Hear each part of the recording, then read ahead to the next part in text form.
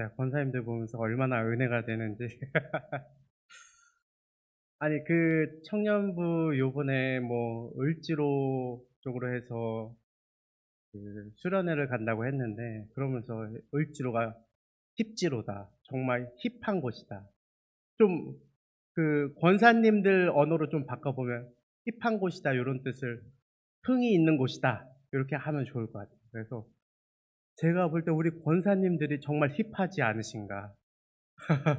흥이 많지 않으신가. 이제 올라오시는데 어떤 분은 옷이 없으신지 뭐 제가 그걸 자꾸 보면서, 네, 또 어떤 분은 또 목이 시려우신지 모피를 이렇게 하고 올라오시는데 친절하게 옆에서 또 벗겨주시고, 아 참 제가 보면서 이미 찬양하기 전부터 제 마음에 은혜가 막 너무 가득하더라고요. 네. 제가요 원래 이 본문이 아니라 다른 본문으로 설교를 하려고 했는데, 급하게 제가 담임 목사님께 부탁을 드렸습니다. "아 목사님, 제가 요 본문으로 하고 싶습니다." 하고 급하게 말씀을 드렸어요. 왜 그러냐면 이게 오늘 제가 청년부 설교하고 온 본문이거든요. 제가 2 시까지 설교하고 또 여기 바로 온 것 같아요. 근데 제가 밤새 저희 형한테 이 설교를 해 줬어요. 왜냐면 저희 형한테 "형, 내가 내일 설교니까 잘 들어봐." 하고 설교를 시작했는데, 한 10 시쯤에 형한테 설교를 시작했는데 형이 이 성경의 무오함을 믿지를 못하는 거예요. 그래서 그거 가지고 이야기한다고 밤새 이야기를 했습니다, 진짜. 그러다 보니까 '아, 하나님께서 오늘 이 말씀을 가지고 성도님들과 같이 한번 나눠 보라라는 그런 의미를 나에게 주시는구나'라고 생각이 들어서 급하게 말씀을 드려서 이 본문이랑 내용을 좀 바꿨습니다. 이 세상 사람들은요, 성경을 어떻게 생각할까요? 주변 사람들이 좀 성경에 대해 이야기하는 거, 예수님 안 믿는 사람들이 성경에 대해 이야기하는 거 좀 들어보신 적이 있습니까? 또 인터넷 같은 데 좀 글 써 있는 거 보면요, "성경? 그래, 맞아. 좋은 교훈을 주는 책이야." 또 어떻게 적혀 있냐면 "성경? 그렇지. 성경은 세계에서 가장 많이 팔린 책 아니야? 베스트셀러 아니겠어?" 뭐 이런 글들이 좀 있습니다.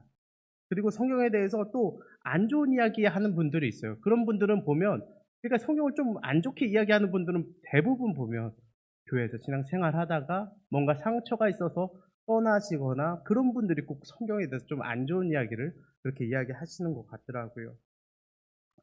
그런데 어떤 사람들은 이 성경을 좀 높게 쳐 주면은 신화 혹은 또 설화 정도로 좀 이렇게 바라보는 것 같습니다. 근데 이렇게 생각하는 사람은 분명히 없을 거예요. 우리를 창조하신 하나님의 말씀이다. 우리를 창조하신 하나님의 말씀이라고 생각하는 사람들은 아마 세상 사람 중에서는 없을 것입니다. 절대 그렇게 생각하지 않을 거예요. 그렇다면요, 오늘 솔직히 우리 스스로를 돌아보면 어떨까요? 우리들은 성경을 어느 정도로 생각하고 계십니까? 이 성경이요, 우리의 삶 가운데서 어느 정도의 영향력을 미치는 책입니까? 생각보다 요즘 교회 다니는 청년들이요, 이 성경을 하나님의 말씀으로 생각지 않는 사람들이 벌어 있습니다. "나는 예수님 믿어. 나는 구원받은 하나님 나라의 백성이야." 라고 이야기는 하지만 성경은 이 모든 것이 다 하나님의 말씀은 아니야 라고 말하는 청년들이요, 생각보다 많습니다. 그리고 하나님의 말씀이라고 믿기는 하지만 오류가 없는 책이 아니야. 성경도 다 인간이 짜집게 했기 때문에 그 다 오류가 있는 거야 라고 생각하는 사람들도 얼어 있는 것 같아요.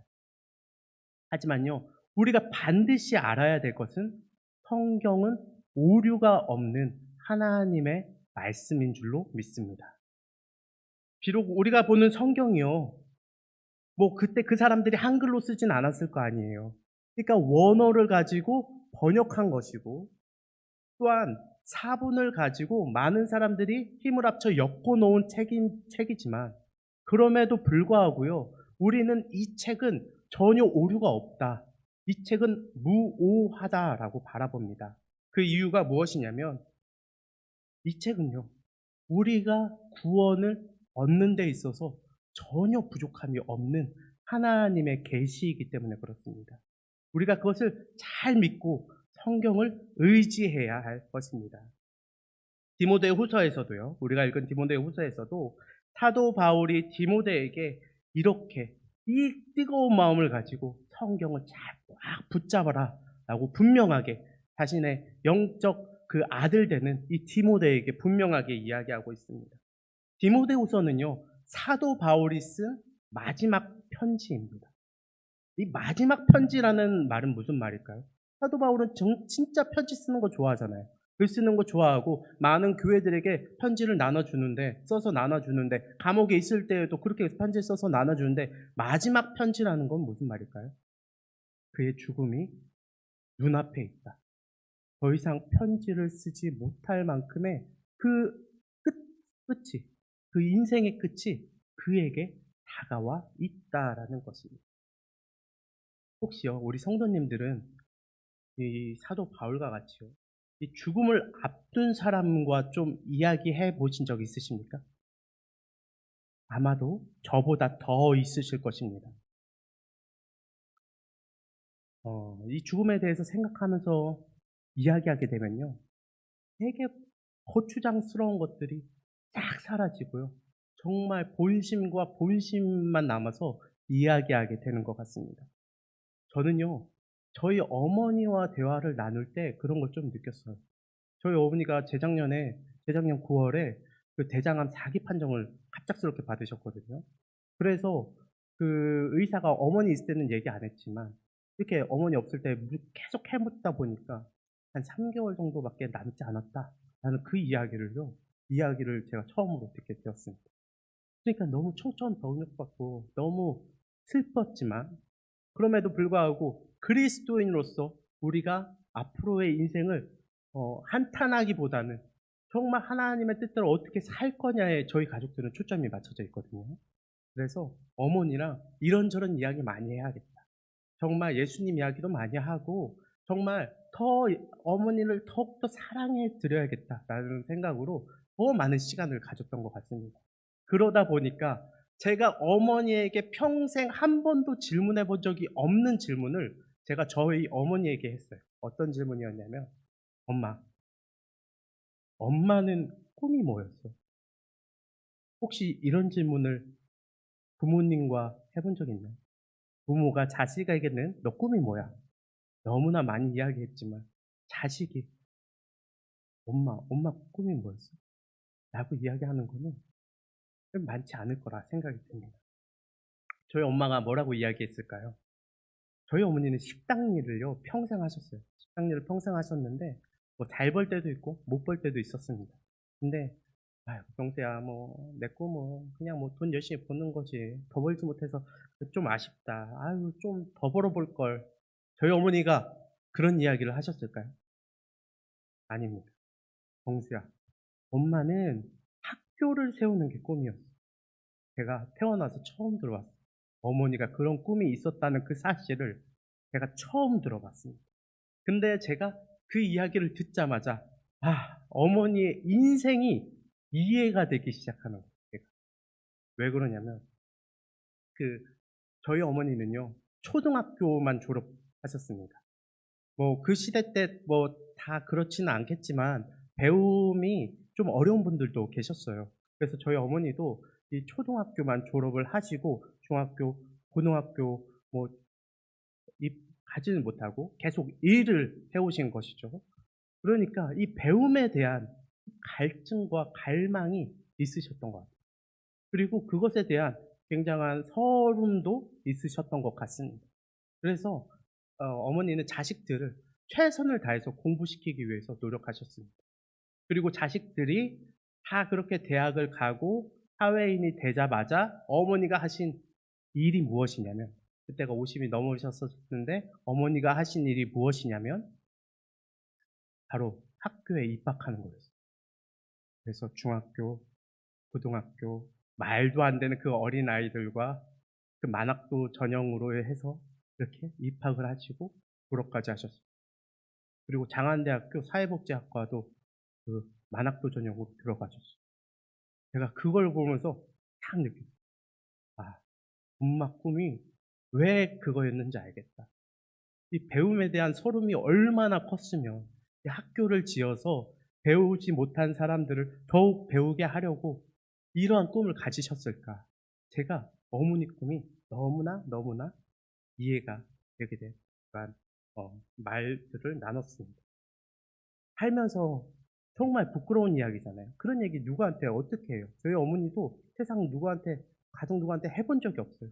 진짜 아들인데도 아들한테는 더 못할 텐데 처음, 태어나서 처음 해보셨다고 합니다. 자신의 꿈 이야기를. 근데 이렇게 하실 수 있었던 그 이유가 무엇입니까? 이 죽음이라는 것 앞에서 어머니도 용기를 내신 거예요, 저에게. 그래서 오늘 성경에서도요, 이 바울이 디모데에게 그래요. 이 죽음이라는 것을 앞두고 정말 거추장스러운 거 싹 다 빼버리고 정말 사도 바울이 느끼고 있는 그 본심, 그 진심, 그 엑기스를 자신의 자식이라고 여기는 이 디모데에게 이야기하고 있는 것입니다. 그런 디모데에게 뭐라고 이야기하냐면 배우고 확신한 일에 거하라. 너는 지금까지 배우고 너가 지금 확신하고 있는 그것에 거해야 된다. 라고 분명하게 이야기해주고 있습니다. 그러면요, 무엇을 배우고 무엇을 확신하고 있습니까, 디모데가? 15절 말씀 제가 읽어드리도록 하겠습니다. 또 어려서부터 성경을 알았나니 성경은 능히 너로 하여금 그리스도 예수 안에 있는 믿음으로 말미암아 구원에 이르는 지혜가 있게 하느니라. 아멘. 그렇습니다. 사도 바울은 디모데가 어렸을 때부터 배우고 어렸을 때부터 믿었던 그 성경, 너가 하나님의 말씀으로 확신하고 이것을 꼭 붙들면 구원에 이를 수 있다는 이 성경 말씀 가운데 거해야 된다. 너는 다른 게 아니라 이것 가운데 거해야 해. 라고 이 죽음을 앞둔 바울이 자식 되는 이 디모데에게 이야기하는 것이죠. 왜 그렇게 이야기합니까? 바로 거기에 그 성경 안에 이 성경을 꽉 붙들어야 정말 구원에 이르는 지혜가 여기에 있기 때문에 너가 세상 어떤 다른 것들을 붙드는 게 아니라 이것을 붙들어야 된다고 분명하게 이야기하고 있는 것이죠. 그렇다면 사도 바울은요, 왜 성경이 구원에 이르는 지혜가 있다고 이야기하고 있는 걸까요? 사도 바울은 그 이유가 이곳에 이 성경이라는 것에 왜 구원에 이르는 지혜가 있냐면 이 성경의 영감 때문에 그렇다라고 이야기하고 있습니다. 16절에 보면은요, 모든 성경은 하나님의 감동으로 되었다라고 이야기하고 있습니다. 이 말을요, 좀 더 원어적으로 바라보면요, 하나님께서 숨을 불어 넣으셨다라고 이야기하는 거예요. 이것을요, 제가 좀 더 직역을 해보니까요, 태초에 하나님께서 우리를 어떻게 창조하셨습니까? 우리를 흙으로 빚으셔서 그 코에 생기를 불어 넣어서 우리가 생명이 된 것이 아닙니까? 그런 것처럼 하나님께서 이 자신의 계시, 이 성경 말씀에 자신의 생기를 불어 넣어서 이것으로 교훈과 책망과 바르게 함과 의로 교육하기에 너무나 좋은 것이니까 그렇게 교육받고 살아가는 자들마다 하나님의 생기로 살아나게 될 것에 대해서 분명하게 이야기하고 있는 것이죠. 우리는 예수 그리스도를 믿음으로 구원을 얻습니다. 이것은요, 어느 누구나 다를 바가 없습니다. 우리는 예수 그리스도를 믿음으로 단번에 구원을 얻지만 이 땅 가운데서 죽는 날까지 그 믿음 가지고 살아가야 되는 거예요. 하나님께서 우리의 인생을 쓰실 것들이 있기 때문에 우리가 구원을 얻은 자임에는 분명하지만 이 땅 가운데 그 믿음 가지고 살아가야 된다는 것입니다. 하지만 이 땅의 권세 잡은 자들, 또한 이 땅의 그러한 가치관들이 얼마나 우리를 흔들어 놓고 이 상황과 어려움, 고통, 이 유체적 힘듦 모든 것들이 얼마나 우리의 신앙과 믿음을 흔들어 놓습니까? 이 성경은요, 그 흔들리는 믿음을 흔들리지 않도록 딱 붙들어 줍니다. 그리고 생명력 있게 이 땅 가운데서 하나님이 창조하신 인간을 창조하신 목적 그대로 생명력 있게 이 땅 가운데에서 살게 하도록 인도하는 것이죠. 정말 구원받은 사람처럼. 아, 저 사람 그리스도인이었어? 이렇게 주변 사람들이 이야기하는 것이 아니라 정말 누가 봐도 아, 저 사람 예수제가 확실하다. 예수에 미쳐 있는 것이 확실해. 라고 말할 정도로 그 구원받은 사람처럼 살아가도록 이 성경은 분명하게 이야기해 줍니다. 그러면요, 정말 그런 사람은 어떤 사람일까? 생명력이 넘쳐서 누가 봐도 저 사람은 뭔가 다르다. 성경에서 보면은 얼굴에 빛이 나는 사람들이 있지 않습니까? 정말 어떻게 하는 삶이 그러한 삶이 되느냐라는 것이죠. 저는 이것에 대해서 또 비유를 한번 생각을 해봤습니다. 1년 전만 하더라도요, 저희 집은 명절이 되면요, 그렇게 그 여자분들 웃음소리가 떠나지가 않았어요. 저희 가족들이 모이면. 왜냐면 저희 형도 자녀들을 둘 낳았는데 딸, 둘째도 딸. 저도 자녀를 낳았는데 그때는 한 명밖에 없었으니까 딸. 그러니까 온통 딸인 거예요. 온통 딸이니까 저희 어머니가 아이고 저희 어머니는 아들파거든요. 이 아들내미들이 나쁜 짓을 하도 하고 다녀도 아들이 최고야. 저희 어머니는. 그런데 저희 어머니가 이렇게 이야기하는 겁니다. 며느리들한테. 아유, 딸이면 어떡하냐. 뭐, 괜찮다. 건강하게 잘 낳았으니까. 잘 키우면 되지. 뭐, 열 아들 안 부럽다. 되게 위해 주는 말인 줄 알았습니다.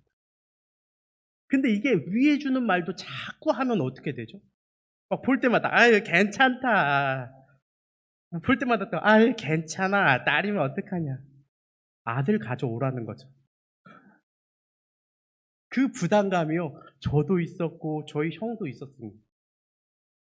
왜냐면 평생에 효자 노릇은 못했으니까. 어떻게 자식이라도 잘나서 효놈이라도 좀 돼야 되지 않겠습니까? 정말 그런 마음으로 진짜 저도 형도 어떻게든 아들 한번 낳아보고 싶다. 이 마음이 간절했던 것이죠. 근데요, 저희 아내가 임신했는데 그놈이 글쎄 아들인 겁니다. 그래서 이제 5월 달에 낳게 되는데 곧 있으면 설날인데 전혀 두렵지가 않아요. 저희 어머니가 더 이상 이제 그런 말을 안 하세요. 오히려 제가 저번에 뭐 설교할 때 이야기한 것처럼 저희 아버지는 벌써부터 이 박씨 족보에 올리려고 막 본가에 전화하고 자주 전화하시고 뭐 돌림자는 뭘 써야 되고 뭐 벌써 이런 얘기부터 딱 하십니다. 제가 그래서 형한테 좀 으름 좀 났어요. 그 대를 잇는다는 그런 게 이런 건가 형?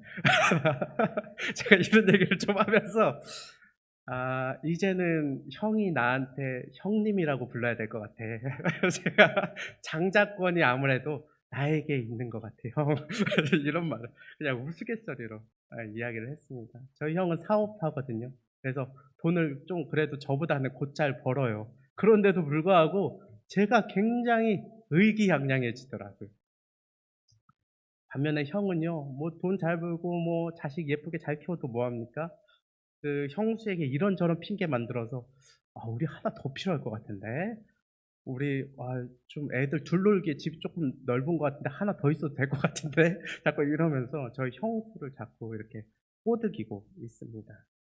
그 말씀 가운데 생명력 있는 삶을 사는 것도요, 저는 이렇다고 생각해요. 그 그동안 그렇게 가시방석 같았는데 그 뭐 아들 뭐라고 아들 이렇게 저희 아내가 임신하니까 거의 뭐 가마라도 태워야 될 기세처럼 저희 집안이 또 저도 그렇고 저희 아내도 그렇고 시어머니 시아버지 만나는 게 두렵지도 않고 막 이렇게 늘 이렇게 다니고 얼마나 당당해 얼마나 당당해. 그리스도인이라는 게 그런 겁니다. 하나님의 아들 예수 그리스도를 품고 사는 사람들은요, 내가 돈이 좀 없어도 내 가진 것이 별로 없어도 내 건강에 문제가 있어도 내가 뭔가 약점이 있더라도 당당한 거예요. 하나님의 아들 대신 예수 그리스도를 품었다는 그 이유 하나만으로 세상을 당당하고 생명력 있게 살 수 있는 것입니다. 즉 하나님 나라의 백성은요, 그 복음이 적혀있는 이 성경과 더불어요, 이 땅 가운데 살아가는 사람들입니다. 성경을 멀리하면 하나님의 사람으로 온전하게 결코 살아갈 수가 없습니다. 우리의 믿음은요, 그렇게 대단한 것이 아닙니다. 돌아보셨으면 좋겠습니다. 나에게 닥친 어려움과 고난 가운데 늘 넘어지고 감정을 주체할 수 없다면 정말 내 옆에 내가 성경을 보고 있는지, 교회 와서는 보고 있지, 몇 장 봤어, 그냥 이렇게 이야기할 수도 있잖아요. 근데 내가 정말 그 성경을 보고 있는지, 정말 그 성경을 내 마음 가운데 두고 있는지. 성경에서는 모든 선한 일을 행할 능력이 이 말씀에서 나온다라고 이야기하고 있는데, 세상 가운데 살아가면서 어떠한 선한 일도 행하지 못하고 그리스도인으로 살아가지 못하면서 나 성경 잘 읽고 있어, 정말 우리가 그렇게 생각하고 있는지 우리는 분명히 돌아봐야 될 필요가 있습니다.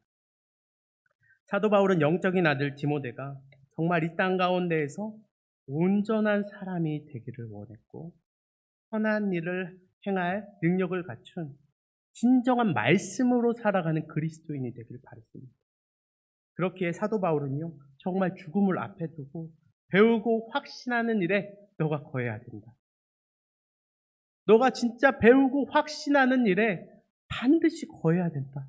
라고 자신의 아들처럼 여기는 디모데에게 이야기하는 것이죠. 이것밖에 없겠다. 이것밖에 없다고 분명하게 이야기하고 있습니다. 이 땅 가운데 그리스도인이 그리스도인으로 살아가려면 우리는요, 말씀밖에 없습니다. 하나님의 말씀은 우리는 분명히 가까이 해야 하는 것입니다. 요즘 시대의 신학을 현대 신학이라고 합니다.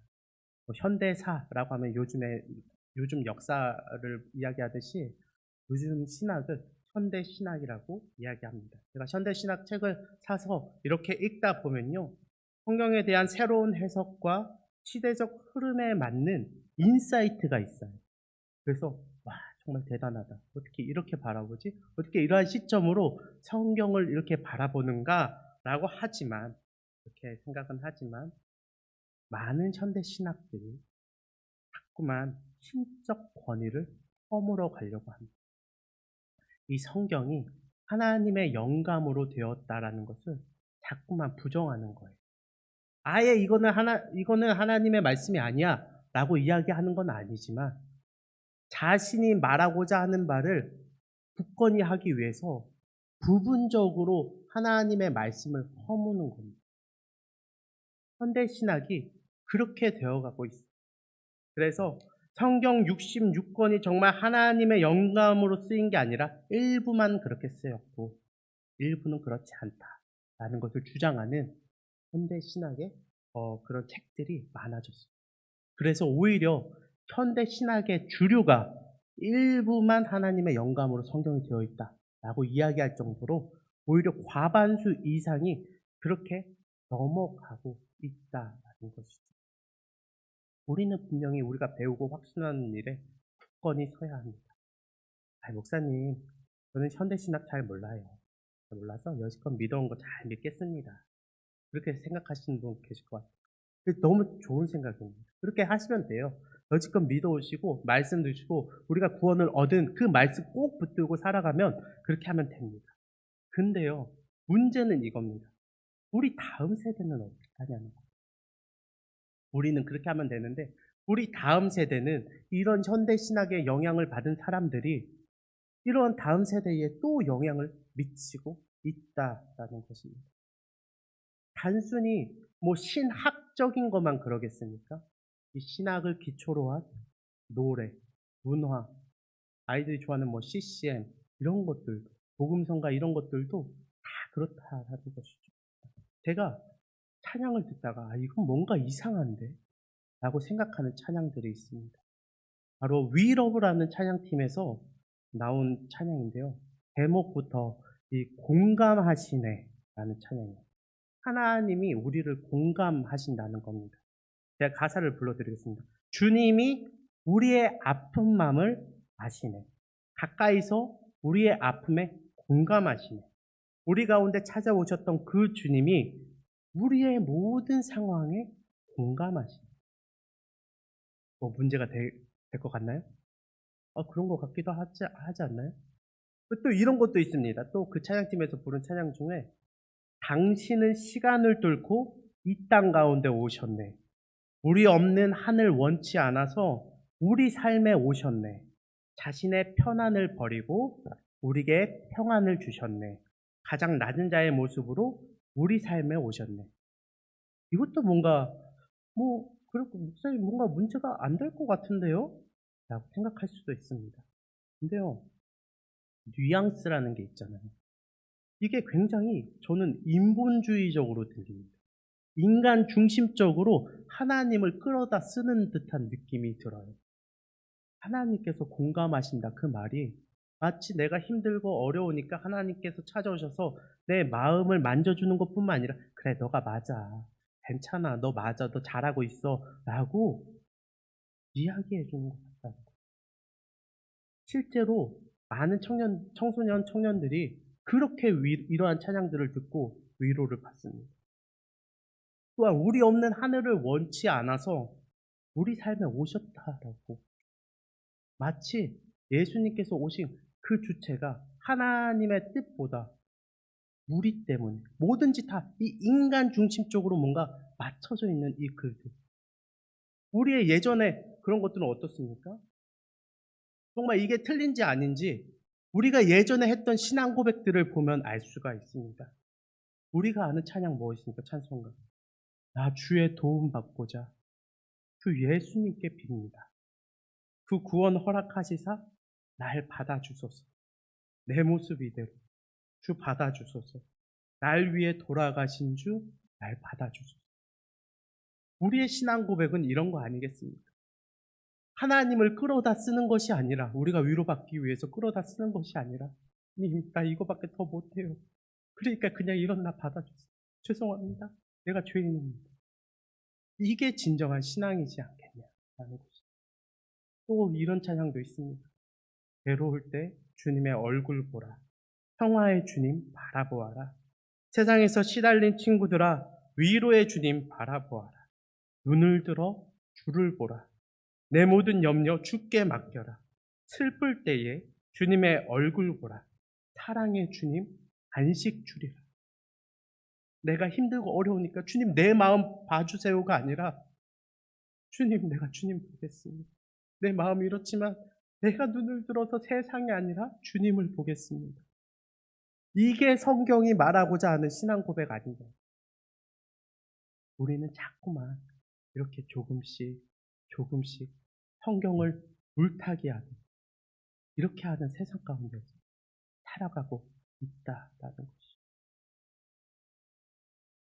말씀을 정리하겠습니다. 그렇게 해요. 우리는요, 더욱더 우리가 먼저 이 말씀 가운데 거해야 됩니다. 이 말씀이 단순히 하나님의 말씀이지 라고 끝나는 것이 아니라 그렇다면 우리가 더 이것을 우리의 마음 가운데 두고 우리가 더 이것을 읽어 나가야 될 것입니다. 우리가 처음에 성경 볼 때 얼마나 이 성경이 꿀처럼 달았습니까? 저도 이 성경이 너무 꿀처럼 달아서 밤새 보고 울면서 봐도 즐거웠을 때가 벌써 제 말투만 봐도 아시겠잖아요. 벌써 과거가 되었어요. 때로는 이 성경 읽는 것이 숙제같이 느껴지고 설교를 준비할 때만 성경을 읽는 제 모습을 보면서 내가 그리스도인이 맞나? 내 믿음은 왜 퇴보하고 있나? 이런 생각이 드문드문 드는 것 같습니다. 살아가는 우리 개신교회 성도 여러분, 우리가 말씀 가운데 온전히 있기를 원합니다. 신앙은요, 현재를 살아가는 겁니다. 과거의 영광에 취해 살아가는 것도 아니고 앞으로 있을 것에 대해서 막연한 미래에 대한 기대로 살아가는 것도 아닙니다.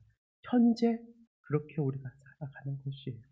그런 것에 따라서 저는 오히려 이런 것들이 너무나 귀한 것 같아요. 교회에서 이렇게 공동체로 성경을 읽는다. 개인이 읽으면 읽었는지 아니건지 확인도 잘 안 돼요. 공동체로 읽는다는 게 얼마나 귀합니까? 어떤 성경을 못 읽었던 사람들에게는 이 성경 읽기라는 이 단어가 눈에 딱 박혀서 그래 요번에 한번 성경 읽어보자 이렇게 결단하는 귀한 시간들이 되었으면 좋겠고 나 평소에 성경 잘 읽는데 하는 사람들은 이 공동체라는 단어가 눈에 딱 박혀서 근데 내가 혼자서만 이렇게 하는 것이 아니라 이 공동체 안에서 정말 우리가 같이 이 성경을 하나님의 말씀 예수 그리스도의 그 말씀을 복음을 머리로 두고 우리가 같이 한번 해보고 이 교회가 온전히 세워갔으면 좋겠다. 이렇게 여기는 귀한 시간들이 되었으면 좋겠습니다. 제가 기도하고 마치도록 하겠습니다. 사랑과 은혜가 풍성하신 하나님 감사합니다. 우리에게 귀한 하나님의 말씀을